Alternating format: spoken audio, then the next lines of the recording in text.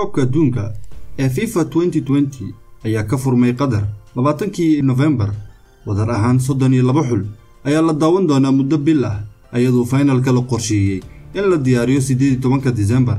waana koobkii ugu horeeyay ee koobka adduunka ee lagu qabto dalka Carabta waxa uu ugu dambeeyay 32 xul ee ka qayb qaata koobka adduunka laga bilaabo daabacada soo socota ee 2026 tirada xulalka ka qayb galaya waxay kordhi doonaan 48 Faransiiska ayaa kooxda difaacanaysa tartanka ayagoo 2018 ku guuleystay koobka ayagoo Croatia kaga badiyay 4 gool iyo 2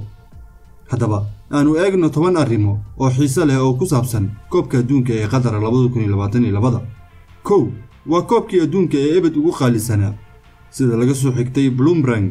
Qatar waxay ku bixisay abaabulka koobka adduunka lacag dhan 300 bilyan oo dollarka Mareykanka ah sida ku cad Economic Times dhismaha garoomada cusub waxa ku baxay 6.5 bilyan oo dollarka Mareykanka ah marka la barbar dhigo Ruushka waxay ku bixisay kaliya 14 bilyan oo dollarka Mareykanka ah abaabulkeedii koobka adduunka 2018 sidaan ka soo xiganay wargeyska Forbes labo waa koobka adduunka ugu gaaban koobka adduunka ee Qatar ayaa la ciyaari doonaa muddo 28 maalmood ah taasoo ka dhigaysa koobka adduunka ee ugu gaabnaa tan iyo 1998 kaasoo lagu soo gabagabeeyay 31 maalmood ciyaarta furitaanka ee koobka adduunka 2020 ayaa la ciyaaray 20 November ayadoo finalka la qaban doono 18 December Qatar oo dalka martigeliyay koobka ayaa si toos ah uga soo baxay koobka adduunka 2022 taasoo ah markii ugu horeysay oo ay ka soo muuqdaan koobka adduunka ee FIFA si kastaba ha ahaatee waxay ku hareen isreereebka gurubyada afar waa koobkii adduunka ee ugu horeeyay ee FIFA oo la ciyaaro jilaalka tani waa markii ugu horeysay ee koobka adduunka ee kubadda cagta la ciyaaro bilaha November iyo December halkii hore looga ciyaari jiray May, June ama July xilliga xagaaga ee Qatar ayaa aad u kulul waana sabab tartanka loo qabtay xilliga jilaalka oo cimilada Qatar wanaagsan tahay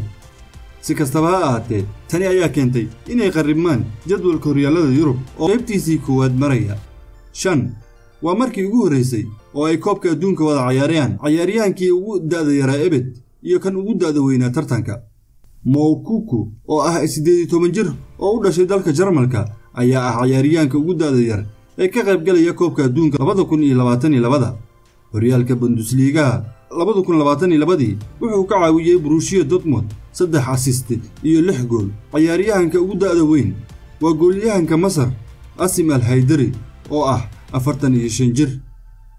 1.5 milyan oo daawadayaal ah sida laga soo xigtay wargeyska The Hindu in ka badan 1.5 milyan oo qof ayaa codsatay kaarka baaska ah ee tartanka baaska waxa uu adeegaa sida fiisaha gaadiidka iyo tigidhka ciyaarta waxa uuna siinayaa gelitaanka agaga taageerayaasha dadka u yimid Qatar inay daawadaan koobka adduunka labada garoon ee caalamiga ah ee Doha ayaa loo diyaariyay inay ka soo degaan 150,000 oo qof maalintii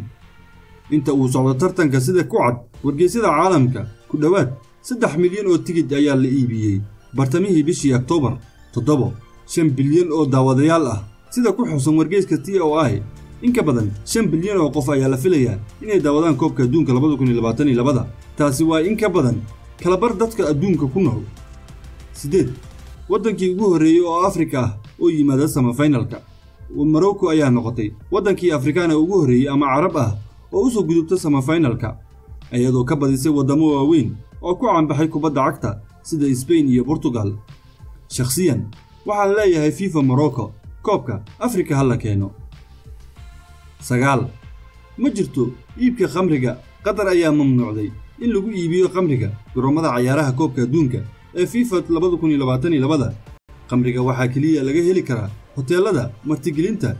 iyo aagaga raaxada kadib 7 galabnimo alaabta ku salaysan hilibka doofaarka buufinada qalabka muusiga ee codka dheer calanka khaniisada iyo sigaarka ayaa sidoo kale laga mamnuucay gudaha garoomada tan ugu xiisaha badan 10 factska ayaa waxa ah waa koobkii adduunka ee ugu dambeeyay ciyaaryahanada Messi iyo Ronaldo liiga Argentina iyo PSG Lionel Messi oo 35 jir ah ayaa xaqiijiyay bishii October in Qatar 2022 ay noqon doonto koobkiisii adduunka ee ugu dambeeyay halka ciyaaryahanka Portugal iyo Manchester United oo 37 jir ah Cristiano Ronaldo uusan weli wax faal ah ka bixin mustaqbalkiisa ciyaaraha caalamiga. Messi iyo Ronaldo muran la'aan waa labada ciyaaryahan ee ugu waaweyn ee ciyaaro kubadda cagta. maalinkay kubadda cagta ka fadhiistaan waxaa meesha ka bixi doona tartankii Ballon d'Or gabayaa bedeli doona ayaad isleedahay dhegeysta. haddaad ku qanacday listigan hadda walaal maxaad sugaysaa subscribe like tan hanaga baqi